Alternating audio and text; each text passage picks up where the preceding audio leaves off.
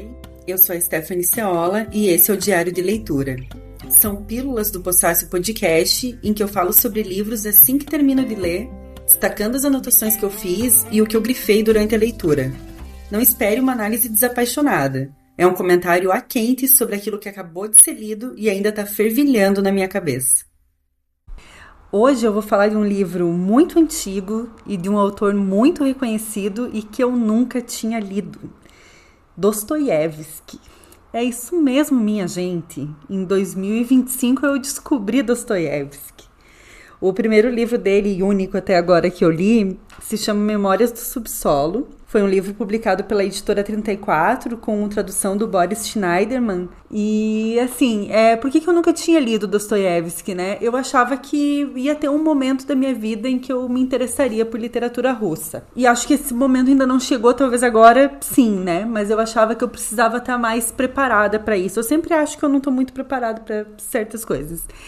E outro aspecto é que, como nos últimos 5 anos eu me dediquei a estudar literatura brasileira, né, no curso de letras, e a minha área de interesse, agora eu posso falar assim, bem chique, com base no meu trabalho de conclusão de curso, é a literatura produzida em Santa Catarina, acabou que eu não tô lendo muita coisa de literatura estrangeira, pouquíssima, assim.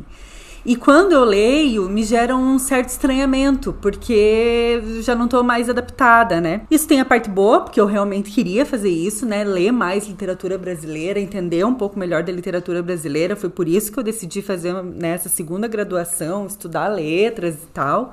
Não acho que as pessoas precisam fazer isso quando tem algum interesse. Inclusive, não sei até agora se foi uma boa ideia, porém, estou muito feliz de estar concluindo o curso. Mas aqui no Diário de Leitura do Posfácio, diferente dos episódios mais convencionais, né? Eu acabo falando de livros ou de autores e autoras que já morreram ou de gente gringa, porque eu não tenho a possibilidade de entrevistar, né? De convidar para participar de um episódio e tal. Não sei que eu chame pra psicografar alguém. Ai, gente, péssimo. Enfim. E o Dostoiévski tá nos dois casos, né? É gringo e já foi com Deus. Então, cabe um diário de leitura. Mas, sim, o que eu vou fazer aqui? Vai acabar que eu vou relacionar o Dostoiévski com a literatura brasileira. Porque eu fiz isso enquanto eu li o livro. E foi o que me deixou mais encantada ainda. Porque eu fui lendo Memórias do Subsolo e pensando muito no Machado de Assis. E então cresceu muito em interesse pra mim, sabe? Porque eu fui pensando, meu Deus, tem muito do Bentinho nesse cara. Ou, enfim, outros personagens do Machado. A ironia também, aquelas coisas nas entrelinhas, esse narrador que eu não tô podendo confiar. Então, gostei muito, adorei o livro. É um livro bem curto. Deixa eu ver quantas páginas. 147 páginas. Eu não li tão rápido justamente por isso de eu não estar mais habituada a ler literatura estrangeira, né? Então eu demoro um pouquinho, assim, para embalar. E, assim, é uma escrita, né, diferente. É um livro que foi escrito, deixa eu ver quando que ele é, né? É de 1864. 1864. E fala na orelha do livro que Memórias do Subsolo inaugura essa nova fase na obra do Dostoiévski, que tornou ele o maior romancista russo, né? E é a fase que depois chegou no Crime e Castigo, o Idiota e Os Irmãos Karamazov. Não li nada disso e agora eu quero ler. Tô muito afim mesmo porque eu gostei demais, assim, né? O Memórias do Subsolo é um monólogo, né? Que tem esse narrador que é o cara que tá contando essa história, é um narrador em primeira pessoa ali. Ele é um loser, assim, né? Ele é um servidor público de baixo escalão, um cara extremamente solitário e cheio de nóia, assim. Com certeza teria alguma CID. E é uma pessoa extremamente solitária que cria teorias da conspiração diversas na cabeça dele, em que ele é ou o cara mais fodão do mundo, um iluminado no mundo de ignorantes, ou um loser, e ele, assim, não se dá a devida desimportância nunca, né? Mas tudo isso acontece na cabeça dele, assim, ele cria histórias, ele encrenca com pessoas que não estão nem aí pra ele. O livro, ele tem um prefácio do Boris Schneiderman, E até explica nas obras que ele se baseou para fazer essa tradução, né? E para mim foi muito bom ter esse prefácio, porque ele apresenta um pouco Dostoiévski, do que esse livro se trata e tal. Eu não sabia nada sobre, né? E aí entrando de vez nas Memórias do Subsolo. Bom, o livro é dividido em duas partes. A primeira se chama O Subsolo e a segunda, A Propósito da Neve Molhada. Eu vou ler o trechinho que abre o livro, porque eu já grifei o início já, porque fiquei muito de cara, assim. Achei uma coisa incrível. E ele começa assim: sou um homem doente, um homem mau, um homem desagradável. Creio que sofro do fígado. Aliás, não entendo o níquel da minha doença e não sei ao certo do que estou sofrendo. Não me trato e nunca me tratei, embora respeite a medicina e os médicos. Ademais, sou supersticioso ao extremo. Bem, ao menos o bastante para respeitar a medicina. Sou suficientemente instruído para não ter nenhuma superstição, mas sou supersticioso. Não, se não quero me tratar, é apenas de raiva. Certamente não compreendeis isso. Ora, eu compreendo. Naturalmente, não vos saberei explicar a quem exatamente farei mal no presente caso com a minha raiva. Sei muito bem que não estarei a pregar peças nos médicos pelo fato de não me tratar com eles. Sou o primeiro a reconhecer que com tudo isso só me prejudicarei a mim mesmo e a mais ninguém. Mas apesar de tudo, não me trato por uma questão de raiva. Se me dói o fígado, que dou ainda mais. Gente, eu acho bem Machado. Eu acho bem Machado isso. Mas tem outra coisa muito interessante. O livro, antes desse trecho que eu li, já tem uma nota de rodapé, escrita pelo Dostoiévski, que já é de uma genialidade muito, muito, muito interessante. Essa nota diz o seguinte: tanto o autor como o texto dessas memórias são naturalmente imaginários. Todavia, pessoas como seu autor não só podem, mas devem até existir em nossa sociedade, desde que consideremos as circunstâncias em que, de um modo geral, ela se formou. O que pretendi foi apresentar ao público, de modo mais evidente que o habitual, um dos caracteres de um tempo ainda recente. Trata-se de um dos personagens da geração que vive seus dias derradeiros naquela geração lá de 1864. No primeiro trecho, intitulado Subsolo, o próprio personagem se apresenta, expõe seus pontos de vista e como que deseja esclarecer as razões pelas quais apareceu e devia aparecer em nosso meio. No trecho seguinte, porém, já se encontrarão realmente memórias desse personagem sobre alguns acontecimentos de sua vida. Então, assim, todo esse começo é esse narrador, personagem, refletindo sobre ele mesmo, né? E meio que se apresentando. E aí ele vai falando quem que ele é. E, assim, ele se considera essa pessoa ruim, cheia de raiva e um perdedor, né? Ele diz, por exemplo: mas sabeis, senhores, em que consistia o ponto principal da minha raiva? O caso todo, a maior ignomínia, consistia justamente em que a todo momento, mesmo no instante do meu mais intenso rancor, eu tinha consciência, e de modo vergonhoso, de que não era uma pessoa má, nem mesmo enraivecida, que apenas assustava passarinhos em vão e me divertia com isso. Minha boca espumava, mas se alguém me trouxesse alguma bonequinha, me desse chazinho com açúcar, é possível que eu me acalmasse. Ficaria até comovido do fundo da alma, embora certamente depois rangesse os dentes para mim mesmo, e de vergonha sofresse de insônia por alguns meses. É hábito meu ser assim. Então, assim, esse cara é um cara perfeitamente normal no sentido do ordinário e no sentido de oposição ao extraordinário, né? É uma pessoa com uma vida muito banal. É disso que ele tem raiva, dessa banalidade toda, né? E isso que fala de sofrer insônia por alguns meses. Depois, na segunda parte, ele conta alguns episódios de um momento em que ele teve com uns caras que estudaram com ele na infância e aqueles caras eram horríveis com ele, não sei o quê. Ele entra numa neura, num episódio de neurose relacionado àquilo, que realmente resulta em insônia por alguns meses. E tudo aquilo só tá acontecendo na cabeça dele. Tem outra parte que ele implica com um cara que ele vê na rua e ele decide que ele vai se vingar daquele cara e ele faz uma dívida, empresta dinheiro por algo que só aconteceu na cabeça dele. E tem também toda a parte final em que ele se relaciona com uma prostituta e que, além de me lembrar o Machado de Assis, me lembrou o personagem de Senhora, do José de Alencar. Mas, enfim, voltando aqui pro Dostoiévski, para as Memórias do Subsolo. Tem outro trecho em que ele fala assim: não consegui chegar a nada, nem mesmo a me tornar mal. Nem bom, nem canalha, nem honrado, nem herói, nem inseto. Agora vou vivendo os meus dias em meu canto, incitando-me a mim mesmo com o consolo raivoso, que para nada serve, de que um homem inteligente não pode, a sério, tornar-se algo, e de que somente os imbecis conseguem. Então ele tem esse ressentimento, né? De que ele era um cara inteligente, que virou ninguém, e ele vê um monte de Zé Ruela se dando bem.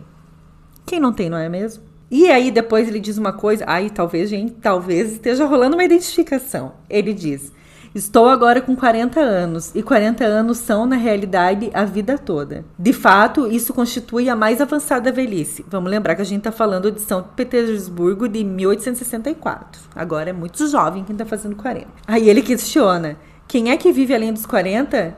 Respondei-me sincero e honestamente. Vou dizer-vos: os imbecis e os canalhas. Ai, Dostoiévski. Vamos rever isso aí. Então ele se considera, né, esse homem decente, esse homem honrado, esse homem muito inteligente que chegou nos 40 anos e que não é ninguém. Enquanto ele vê um monte de gente que ele não considera nada disso, tendo se dado bem na vida, se dado bem para os critérios daquela época, daquela Rússia, né? E ele entende, né, e ele reflete muito sobre esse sentimento que ele ter ser uma doença. Isso está presente em vários trechos do livro. Tem um momento em que diz: juro-vos, senhores, que uma consciência muito perspicaz é uma doença autêntica, completa. Para o uso cotidiano, seria mais do que suficiente a consciência humana comum. Isso é, a metade, um quarto a menos da porção que cabe a um homem instruído do nosso infeliz século XIX e que tenha, além disso, a infelicidade de habitar Petersburgo, a cidade mais abstrata e meditativa de todo o globo terrestre. Depois ele continua: quanto mais consciência eu tinha do bem e de tudo que é belo e sublime, tanto mais me afundava em meu lodo, e tanto mais capaz me tornava de imergir nele por completo. Então ele atribui a essa grande consciência que ele tem de si mesmo e do mundo, esse estado de raiva e de tristeza de que ele sofre. Tem outro trecho que ele fala que o prazer provinha justamente da consciência demasiado viva que eu tinha da minha própria degradação. Vinha da sensação que experimentava de ter chegado ao derradeiro limite, de sentir que, embora isso seja ruim, não pode ser de outro modo, de que não há outra saída. Aí ele também se considera um homem muito generoso, mas reflete que certamente ele não saberia fazer nada com essa generosidade. Então, assim, ao mesmo tempo que ele parece ter uma autoestima delirante, também parece ser uma baixa autoestima delirante, né? E assim, essa escrita do Dostoiévski, super fluida, né? Cada parte é dividida em vários capítulos que são bem curtos, eu gosto de ler assim. Parece muito atual, né? Eu falei já desde o começo que eu tenho muita dificuldade com literatura estrangeira, porque eu demoro para entrar naquele ritmo, né, da escrita e tal. E esse não foi bem o caso, porque me pareceu algo com o qual eu já estou habituada. Pareceu muito com uma literatura contemporânea e com literatura brasileira também. Aí, conforme esse cara também vai explicando esse modo dele de agir, né, a gente vai entendendo que tipo de coisa ele é capaz de fazer. Tem um trecho que ele fala: quantas vezes me aconteceu, por exemplo, ficar ofendido não por um motivo determinado, mas intencionalmente. E eu mesmo sabia, por vezes, que me ofendera por nada, que aceitara voluntariamente a ofensa. Mas essas coisas levam uma pessoa a tal estado que, por fim, ela realmente fica ofendida. Depois ele fala que ele se forçou a se apaixonar 2 vezes. E tudo isso por enfado, senhores, unicamente por enfado. A inércia me esmagara. E aí também vem muito dessa questão super filosófica, né, pela qual o Dostoiévski é reconhecido, que eu não conhecia, né, até então, lendo ele, mas sabia que tinha isso na obra dele.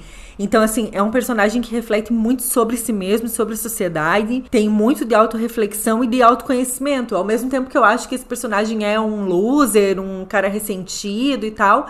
Eu também fico pensando que é uma pessoa que se conhece bem demais e que isso é muito louvável, né? Tem um trecho em que ele diz: se queremos, às vezes, um absurdo completo, é porque vemos nesse absurdo, devido à nossa estupidez, o caminho mais fácil para atingir alguma vantagem previamente suposta. Depois ele continua: de fato, se a vontade se combinar um dia completamente com a razão, passaremos a raciocinar em vez de desejar, justamente porque não podemos, por exemplo, conservando o uso da razão, querer algo desprovido de sentido. Fiquei um tempão brisando nesse trecho.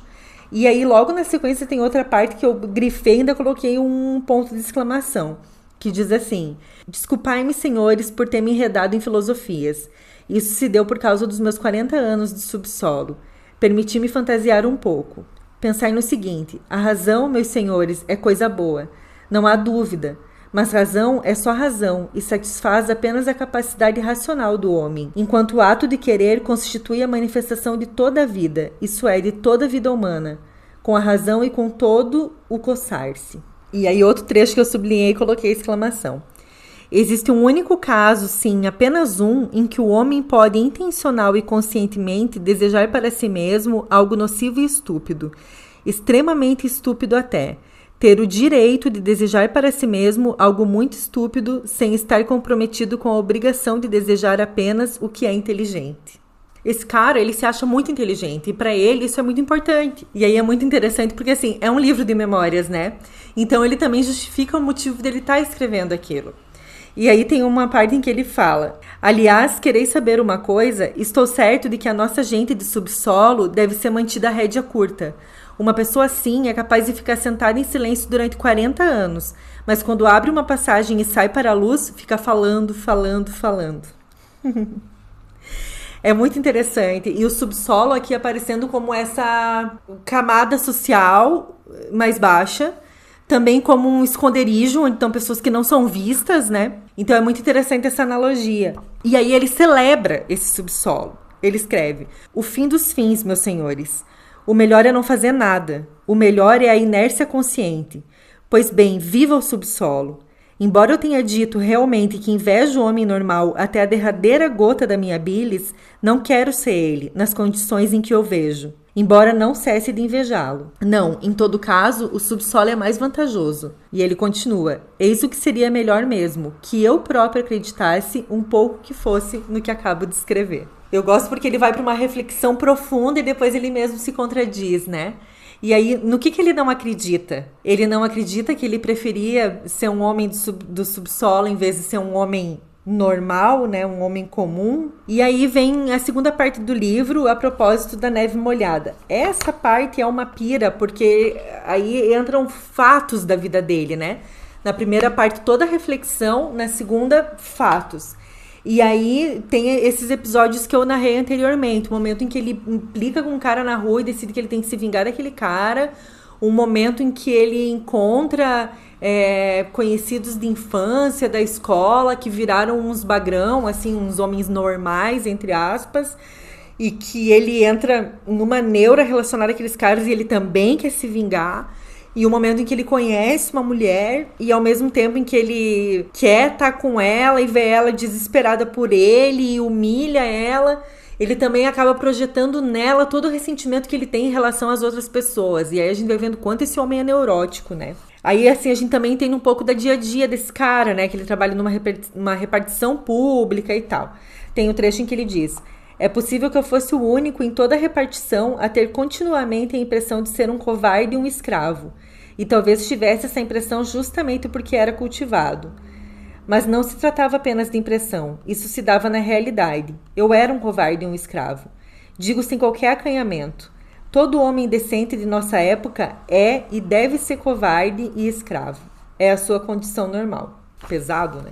E, bom, nesse trecho todo eu ri muito porque é muito sarcástico, é muito irônico, é muito cínico também. Tem no segundo capítulo dessa segunda parte, ele começa falando que ele estava tendo uma fase de devassidãozinha. E aí, nessa fase, ele concordava em voluntariamente suportar tudo. Aí ele fala assim, que fazia coisas muito erradas nesse período e tal, mas que tudo bem, porque para um homem comum isso pode ser um problema, mas para um herói tá tudo certo. Aí tem um trecho que diz assim: foi exatamente isso que me perdeu, porque na imundície eu me consolava com o fato de ser herói em outra hora. E o herói disfarçava consigo a imundície, como se dissesse: ao homem comum é vergonhoso chafurdar na imundície, mas um herói paira demasiado alto para ficar completamente sujo. Por conseguinte, lhe é permitida a imundície. Ele convence ele mesmo. As vozes da cabeça dele, elas falam alto demais. Aí, assim, aí ele vai falando como é que são esses momentos da vida dele. Daí tem essa fase quando os devaneios dele traziam muita felicidade. Daí ele fala que ele costumava visitar o chefe da seção dele. E aí diz assim: mas só ia visitá-lo quando atingia aquela fase, quando os meus devaneios me traziam tamanha felicidade que me era inevitável e imediatamente necessário abraçar as pessoas e toda a humanidade. E para esse fim, necessitava contar ao menos com uma pessoa que existisse realmente. Esse cara, o chefe da seção dele, é basicamente a única pessoa com quem ele se relaciona de verdade, assim.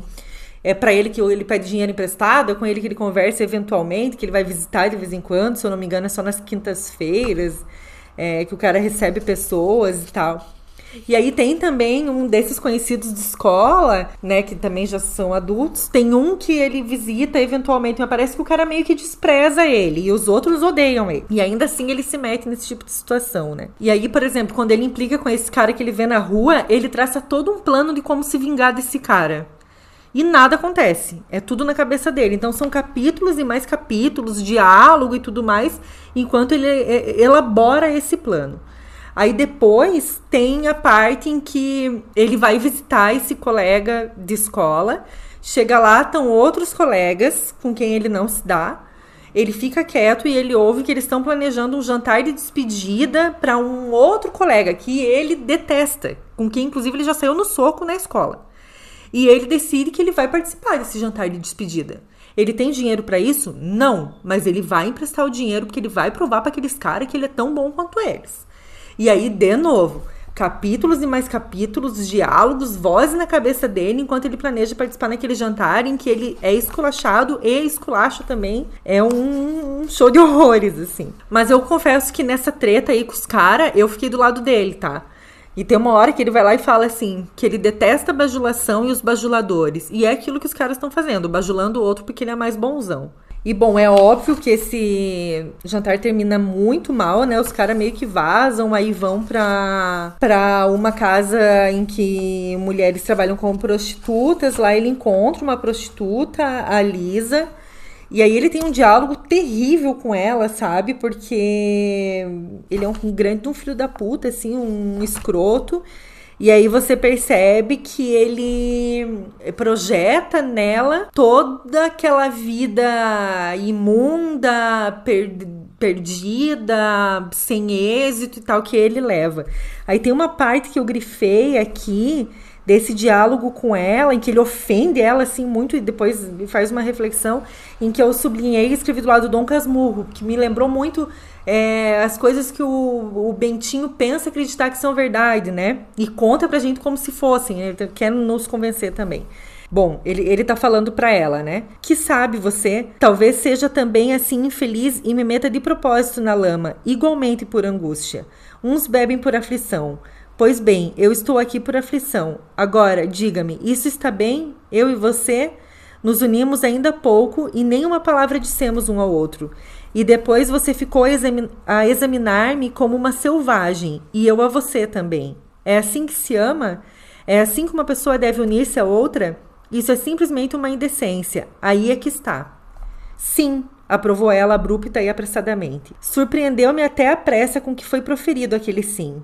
Quereria isso dizer que tinha a mesma ideia a fermentar-lhe a cabeça quando, há pouco, me examinara? Também ela já era talvez capaz de certos pensamentos?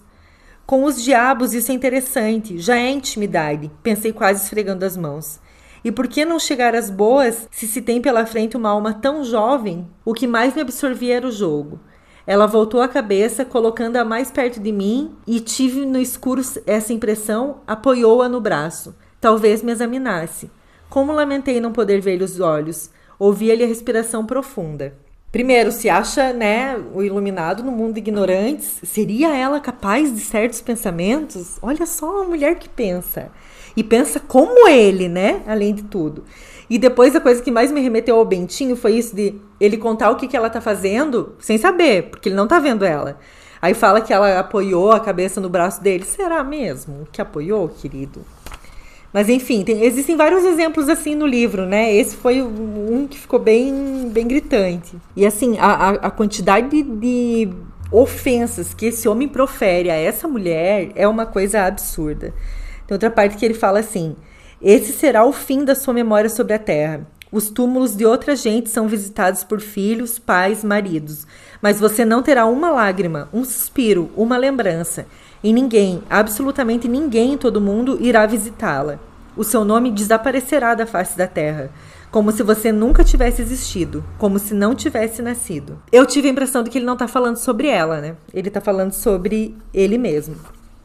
E ele mesmo reflete que ele já estava se tornando patético em relação às coisas que ele estava dizendo. Outra parte é que depois de toda essa humilhação, ele diz assim: sentei-me a seu lado e lhe tomei as mãos. Voltou a si, atirou-se na minha direção, esboçou um abraço, o que não ousou fazer, e baixou a cabeça docemente. De novo, eu coloquei ali bentinho, porque eu não acredito que essa mulher tenha feito de fato isso. E ainda sobre ela, ele diz que ela olhava para ele do jeito que olham as crianças para aqueles a quem muito amam e a quem pedem algo, sem me explicar nada, como se eu, na qualidade de criatura superior, devesse saber tudo sem explicações. Delulu.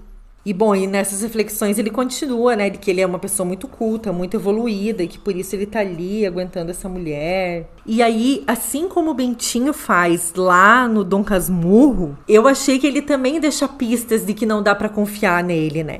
Tem um trecho que ele fala assim: exagero tudo, e é isso que me faz capengar. Repeti a mim mesmo de hora em hora. E assim, ele considera que ele pode salvar a Lisa, tornar ela a esposa dele. Salvar do quê, querido? Tu. Depois ele vai falar de novo desse chefe da sessão que ele costuma visitar, né? Porque ele ia visitar ele de novo e tal. Ele só fala mal de todo mundo, né? Ele não consegue falar bem de ninguém. Aí sobre esse cara ele diz outra coisa que também me pareceu ser uma projeção, assim. Era um pedante no mais alto grau, o maior de todos os pedantes que eu jamais encontrei sobre a terra. E tudo isso acrescido de um amor próprio que talvez fosse decente apenas num Alexandre da Macedônia. E aí, voltando sobre a Lisa, tem o episódio em que ele encontra ela, né, nessa casa, em que ela se prostitui, que ele passa a noite com ela, humilha ela pra caramba. Depois ela vai na casa dele, lá pro final do livro. E aí começa de novo um diálogo muito tenso, mas tem um momento em que ele reconhece pra ela o que tinha acontecido naquela outra noite, né? Ele fala: eu tinha sido ofendido ao jantar pelos que estiveram naquela casa antes de mim. Fui até lá para espancar um deles, um oficial, mas não deu certo, não o encontrei. Tinha que desabafar sobre alguém o meu despeito, tomar o que era meu. Apareceu você e eu descarreguei sobre você todo o meu rancor, zombei de você. Humilharam-me e eu também queria humilhar. Amassaram-me como um trapo e eu também quis mostrar que podia mandar. Sábios aqueles que se reconhecem, já diria meu amigo Fernando Assante. E outro momento em que você fica desconfiado de tudo que ele tá te contando, né? Ele diz assim: acostumara-me a tal ponto a pensar e a imaginar tudo de acordo com os livros e a representar a mim mesmo tudo no mundo como eu mesmo anteriormente compusera nos meus devaneios, que então nem compreendi imediatamente aquele estranho fato. E eis o que sucedeu. Ofendida e esmagada por mim, Lisa compreendera muito mais do que eu imaginara. Ela compreendera de tudo aquilo justamente o que a mulher sempre compreende em primeiro lugar, quando ama sinceramente. Isso é, compreendera que eu mesmo era infeliz. E depois disso ele reflete que ele é incapaz de viver sem autoridade e tirania sobre alguém. E por fim, esse personagem protagonista, narrador, fala sobre a própria obra, né? Sobre esse conjunto de memórias.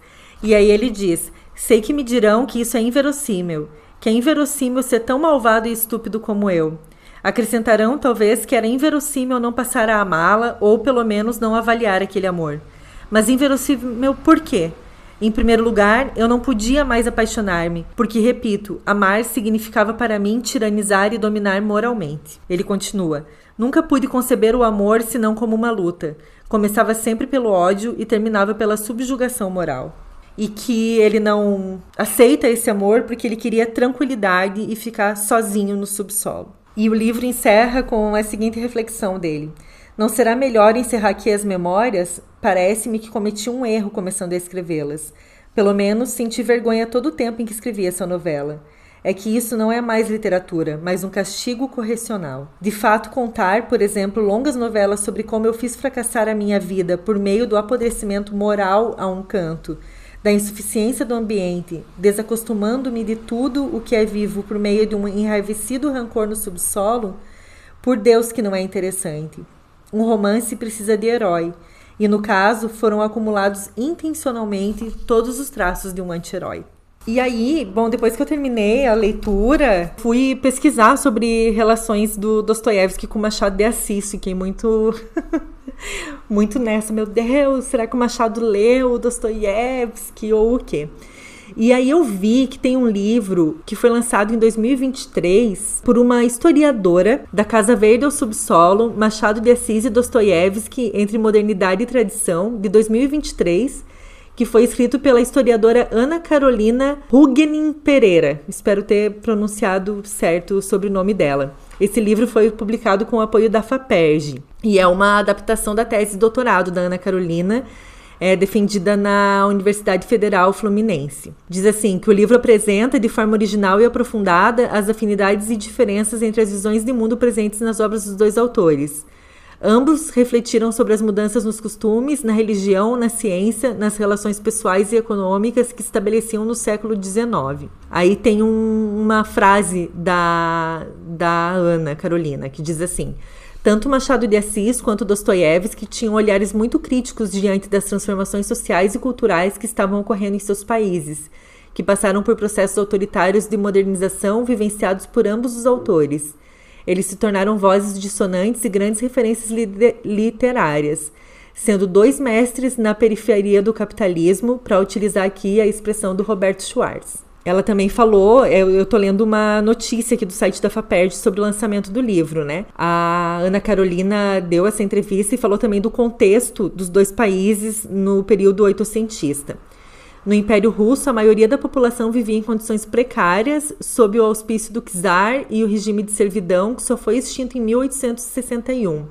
Já no Brasil monárquico, a desigualdade social também vigorava, acompanhada fundamentalmente pelo horror da escravidão, que só foi abolida em 1888, ao que se seguiu a proclamação da República. E aí ela fala do exemplo de personagens tanto do Machado quanto do Dostoiévski, o Quincas Borba, personagens de Crime e Castigo, do Idiota e também de Esaú e Jacó, do Machado, né? Os outros que eu falei são do Dostoiévski, que são vaidosos e inebriados com a possibilidade de ascensão social. E também outros personagens deslocados em meio à alta sociedade e animados por desejos de grandeza. Aí ela reflete que Machado destilava ironia em suas críticas à modernidade e Dostoiévski demonstrava angústia e desespero. Eu acho que tem angústia e desespero, sim, mas que também tem ironia no Dostoiévski, que foi a principal relação, assim, que eu achei entre a escrita dos dois, né? Mas fiquei muito interessada em ler esse livro da Ana Carolina, assim, e achei uma pesquisa muito interessante. Aí, eu também achei uma outra notícia, que é de 2006, do site da BBC Brasil, sobre um outro livro que fala das referências do Machado de Assis. O livro se chama O Autor como um Plagiário. O caso de Machado de Assis foi lançado em Londres, né? Não é um livro brasileiro, foi lançado lá em Londres. E ele analisa como Machado se referencia outros autores na obra dele, né? Fala que ele rompeu com a ideia de gênio original, porque ele citava de fato outros autores, era um plagiário confesso, porque foi o primeiro escritor da literatura ocidental a reconhecer que o autor é, antes de tudo, um grande leitor. E aí, esse texto e o livro fala de autores e de outras vozes que aparecem no Machado, mas não fala do Dostoiévski, fala do Diderot, por exemplo. Mas eu fiquei pensando que poderia. Talvez o livro em si fale. E outro conteúdo que eu achei relacionado a esse assunto, um texto publicado no jornal da Unicamp, chamado Machado, um intruso na Rússia, que conta que a pesquisadora Andréa Barros pesquisou a recepção da obra do Machado de Assis na Rússia e não sabia como é que era e tal, né? Foi analisar isso e, bom, percebeu que, de fato, a recepção era bastante restrita, né? Que diferente de outros autores mais relacionados à política mesmo,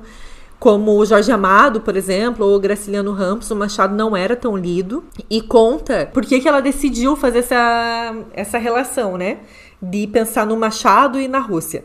Aí esse texto publicado no jornal da Unicamp diz assim: a reserva à obra de Machado já havia sido observada por André em 2003, enquanto relia Dom Casmurro para um curso de leitura e produção de textos. Na mesma época, ela começou a ler Dostoiévski, coincidentemente. Passou naquele momento a fazer, de forma espontânea e depois sistemática, algumas relações entre os dois autores, não só no âmbito do texto, mas também da história da recepção crítica dos dois escritores dentro e fora de seus países de origem. A investigação deu origem à sua dissertação de mestrado, A Dúvida em Discursividade, Machado de Assis e Dostoiévski, defendida pela PUC de São Paulo em 2007. na qual traçou um diálogo entre Dom Casmurro e o Eterno Marido, um livro do Machado e um do Dostoiévski. Ela se fixou mais nessa questão da recepção internacional das obras, né? Mas também me chamou a atenção que ela relacionou a escrita dos dois. E também foi outro estudo que eu fiquei muito, muito curiosa para ler. Talvez eu tenha sido um pouco influenciada pelo meu orientador do TCC, o professor Ricardo Gaioto de Moraes, que também é um grande estudioso do Machado, mas... sem dúvida, né, tudo que eu estudei nos últimos anos de literatura brasileira não sai do meu repertório quando eu tô lendo outra coisa. E aconteceu isso lendo Dostoiévski também. Não sei se vai fazer sentido pra vocês. Eu acho que, de toda maneira, Memórias do Subsolo é um grande livro e eu vou querer ler os outros do Dostoiévski. Acho que já posso encarar um Crime e Castigo, assim, vamos ver. E se rolar, eu conto aqui pra vocês, faço um diário de leitura, já que não dá pra entrevistar o homem, né? Mas talvez, sei lá, um episódio especial sobre ele quando eu me sentir um pouco mais íntima da obra. Mas recomendo muito. Essa edição da Editora 34 está muito bonita e eu acho que é uma boa porta de entrada para quem quer começar a ler o Dostoiévski e não sabe como, assim, como foi o meu caso. É isso, acompanhe os próximos episódios do Pós-Fácil, ainda tem mais diário de leitura, ouçam os diários de leitura anteriores se vocês gostam desse formato, né, de comentário dos livros a quente, né, lembrando que eu não busco aqui fazer uma crítica literária, não me sinto capacitada para isso, não é a intenção, a ideia é falar de como que eu tô lendo me toca, as referências que eu busco, as memórias que me trazem, enfim. E se vocês quiserem conhecer melhor o Pós-Fácil, acessem as redes sociais, Pós-Fácil Podcast, tem também o site posfacilhub.com. E se você gostou desse conteúdo, quiser apoiar o Pós-Fácil, acesse apoia.se/Pós-Fácil-Podcast. Lembrando que a gente tem também um clube do livro, em parceria com o podcast Donas da Porra Toda, com encontros bimestrais, dá tempo de ler os livros, para daí a gente comentar, é online, e é só apoiar qualquer um desses 2 podcasts, a partir de R$5 por mês, apoiando o Pós-Fácil, você pode participar, e tem outros benefícios, como, por exemplo, cupom de desconto para compra de livro na livraria Livros e Livros e outros. Acesse lá o Apoia-se, vem saber mais. Brigadão, um beijo, até a próxima.